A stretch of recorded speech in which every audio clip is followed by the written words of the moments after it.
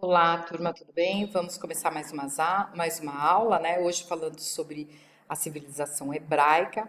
Civilização essa que é muito importante, porque através dela nós tivemos contato com o monoteísmo e a religião que hoje a grande maioria da sociedade segue, que é o cristianismo, certo? É, essa sociedade ela é citada dentro das igrejas e dentro também da Bíblia.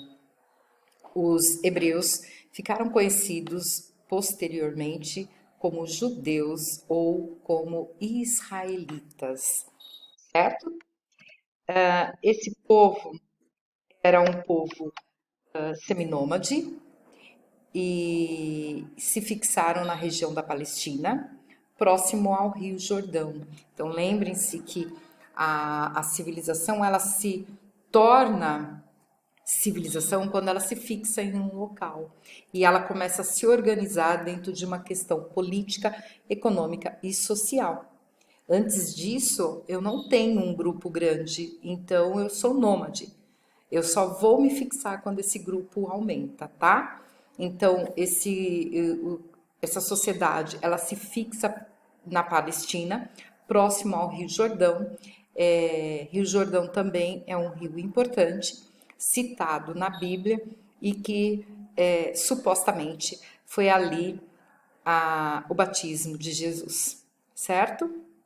Tudo que nós vamos ver aqui, vocês vão conseguir imaginar ou vão lembrar de ter ouvido falar, porque basicamente é na região da Palestina que nós temos toda a trajetória da história bíblica, a história de Jesus. Dentro dessa região, nós encontramos outros nomes citados na Bíblia, nas Bíblias, e que a gente também conhece, né? Cisjordânia, Betel, Egito, Síria, Israel, enfim. Nesse contexto territorial, nós temos aí o aparecimento dos hebreus.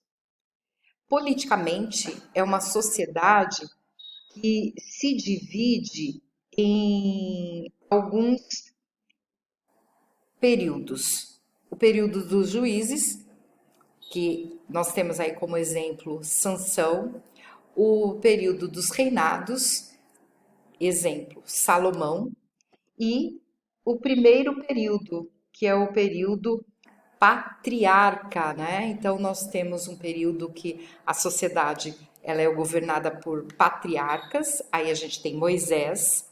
Depois nós vamos ter um outro período que é o de juízes e, por fim, o de reis, tá? Então todos os nomes que eu dei a vocês são nomes que vocês já conhecem, né?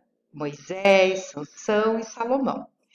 Esses homens, eles exercem uma função de chefe, de juiz, de militares e religiosos. Perfeito? Na economia, nós temos aí uma economia baseada da agricultura e no pastoril, que faz parte daquele grupo. Quem já leu a história bíblica, né, desse povo hebraico, já ouviu falar muito sobre a questão dos agricultores e a questão dos pastores que são citados. Então, é uma região que propicia esse tipo de desenvolvimento comercial e econômico, é o que gera dinheiro para eles, tá bom? A sociedade hebraica ela está dividida entre elite, intermediários e camadas inferiores. Na elite, a gente vai encontrar os grandes latifundiários, os grandes donos de terra, certo? Os rabinos, que são religiosos, e a família dos governantes. Na classe intermediária, nós vamos ter os burocratas, né, que lidam com a situação dos documentos, das organizações, das leis. e nós vamos ter os comerciantes. E por fim, nós temos a camada inferior, que é formada por camponeses e escravos. O que essa sociedade nos traz de foco, de importância, é a questão da religião. O monoteísmo é a partir dela que a gente tem contato com a história, a vida de Jesus Cristo e passamos a seguir a religião cristã.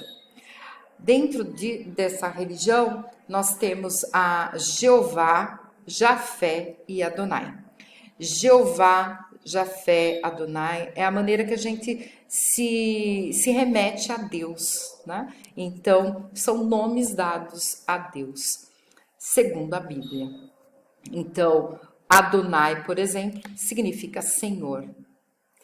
E toda a história, ela está escrita dentro da religião hebraica, ela está escrita numa espécie de Bíblia, que chama Torá. Perfeito? Para nós, Bíblia, para eles, Torá, que você encontra nessas duas versões. Essa tem formato de papiro, né? Que a gente pode ter, papiro você pode abrir assim, você também pode abrir dessa forma. E Torá, que é a espécie de uma Bíblia, muito mais parecida com o que a gente usa hoje, certo? Então, papiro, a Torá pode ser lida desta maneira, pode ser impressa assim, né, conforme a imagem, e também pode ser encontrada em forma de um livro, certo? Os líderes que nós tivemos aí, Abraão, Isaac, Jacó, certo? Abraão, Isaac e Jacó. E eles são os líderes que trazem essa ideia de patriarcas. E Abraão, por exemplo, ele traz não só a ideia de um pai cuidadoso, mas a fé. Ele traz a questão da fé. Por isso que em muitos lugares a gente fala assim, tenha a fé de Abraão, porque num determinado momento ele precisou fazer um sacrifício e não tendo o cordeiro, ele acreditando que Deus poderia te dar o livramento, ele oferece o seu filho e por fim ele consegue ter o livramento, não precisou sacrificar o próprio filho. Por isso nós temos sempre nas igrejas e nas músicas algo que fale, que nos remete a ter uma fé igual de Abraão. Perfeito? E depois um outro momento histórico e bíblico que a gente tem aí é a libertação do povo hebreu, que foi a abertura do mar, que a gente tem aí Moisés fazendo esse processo de abrir os mares para livrar o povo da escravidão, que ficou conhecido como Êxodo, tá? E no tempo dos reis, a gente tem aí o rei Salomão, responsável pela construção do templo de Salomão, certo? Foi o primeiro templo construído para honrar a Deus, segundo a Bíblia Sagrada, perfeito?